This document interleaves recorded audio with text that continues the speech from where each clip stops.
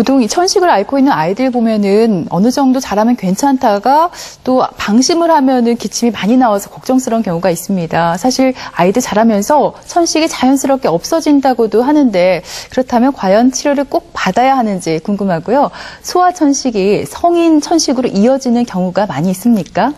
예, 소아천식은 대체적으로 이제 0세부터 15세까지를 소아천식이라고 이야기를 하는데 이제 천명은 그르렁거리는 소리와 함께 호흡 곤란이 동반되는 경우들이 많습니다. 대체적으로 통계적으로 보면은 소아기의 천식은 한 5 내지 10% 정도 되고 남자아이가 2배 정도 많다 이렇게 통계가 나오고 있습니다. 일반적으로 소아천식은 이제 3살에서 4살을 전후해 가지고 점점 덜해지기 시작합니다. 덜해지기 시작하고 사춘기가 지나면서 거의 회복되는데 이때 이제 제대로 정확하게 못 나수게 되면은 성인 천식으로 이어지는 경향을 보이게 됩니다.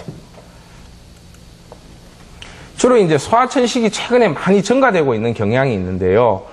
주로 환경 오염이라든가 그 다음에 주거 환경이 바뀌면서 실내 인테리어나 이런 걸 통해서 굉장히 유기 화합물의 자극을 많이 받고 그 다음에 소아들이 체력이 감소되면서 공동생활하는 환경이 늘어나기 때문에 천식이 증가되고 있다 이렇게 알려지고 있습니다.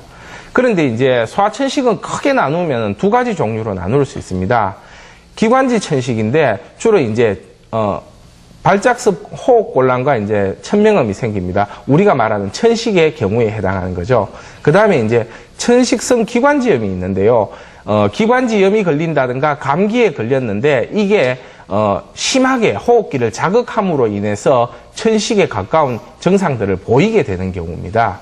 그런데 이제 소아의 경우는 이 천식성 기관지염이 굉장히 훨씬 더 많습니다. 많고 이게 이제 교과서적인 기관지 천식으로 이어지는 데는 대략 한 10% 정도가 이어진다라고 알려지고 있습니다.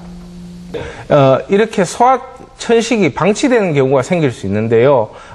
이런 경우에는 굉장히 문제가 될 수 있습니다. 소아천식의 특징이 발작적으로 증상이 확 나타났다가 또 갑자기 좋아지고 이렇게 변덕스러운 과정을 보이게 되는데요.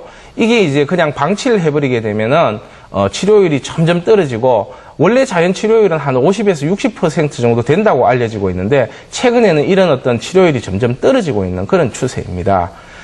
특히 이제 가볍게 증상들이 남아있는 경우들이 많이 있고 또 이제 증상이 악화되지 않는다라고 해서 별로 치료를 하지 않고 넘어가는 경우 있는데 이런 경우에는 이제 난치성 천식으로 이어지는데 한 10에서 15% 정도가 난치성 천식으로 이어지게 됩니다. 천식을 방치했을 때 문제가 되는 경우는 기관지 점막이 흉터가 생기게 되면서 점점 변형이 일어나게 됩니다. 그리고 이렇게 변형이 일어난 경우에는 회복이 되지 않고 계속 이제 천식을 악화시키는 요인으로 작용하게 되고요. 그렇기 때문에 증상이 없어졌다 하더라도 염증이 계속 진행되는지 안 되는지를 확인해서 확실히 치료됐는지를 확인해야지 이 치료는 끝난다 이렇게 생각하시면 됩니다. 특히 이제 소아천식의 경우 초기에는 굉장히 적극적으로 치료하시는 경향이 있는데 발작의 수가 줄어들음에 따라 가지고 괜찮아졌구나 하고 방치하는 경우가 많기 때문에 생길 수가 있는 겁니다.